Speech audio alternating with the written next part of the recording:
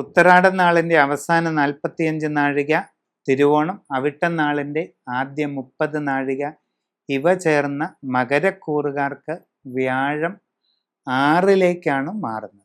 അത് അത്ര അനുകൂലമല്ല. തൊഴിൽ രംഗത്ത് വളരെ പ്രതികൂല സാഹചര്യങ്ങളുണ്ടാകാം. പുതിയ ജോലിക്ക് ശ്രമിക്കുന്നവർക്ക് തടസ്സങ്ങൾ നേരിടാം.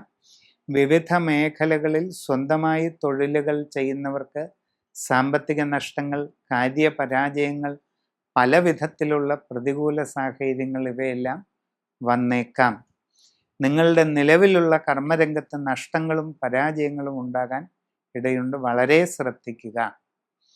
വിദ്യാർത്ഥികൾ പഠനകാര്യങ്ങളിൽ കൂടുതൽ ശ്രദ്ധയും ജാഗ്രതയും വെച്ച് പുലർത്തിയില്ലെങ്കിൽ പല ബുദ്ധിമുട്ടുകൾക്കും ഉണ്ടാകാനിടയുണ്ട്.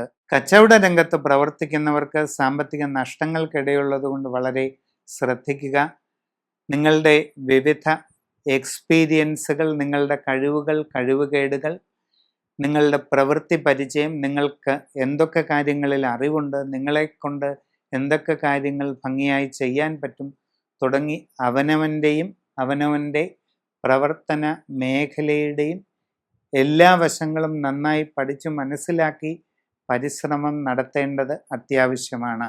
വിദേശ തൊഴിലിന് ശ്രമിച്ചുകൊണ്ടിരിക്കുന്നവർക്ക് നഷ്ടങ്ങൾ ഉണ്ടാകാൻ സാധ്യതയുണ്ട്. വളരെ ശ്രദ്ധിക്കുക.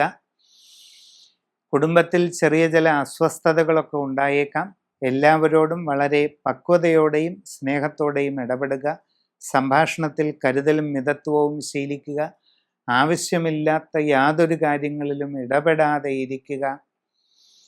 എല്ലാ കാര്യങ്ങളും സമഗ്രമായി സമൂലമായി രാശിചിന്ത ചെയ്ത് ഉചിത പ്രതിവിധി കണ്ട് മുമ്പോട്ട് പോകുന്നതായാൽ വളരെ പ്രയോജനം ചെയ്യുന്നതാണ്.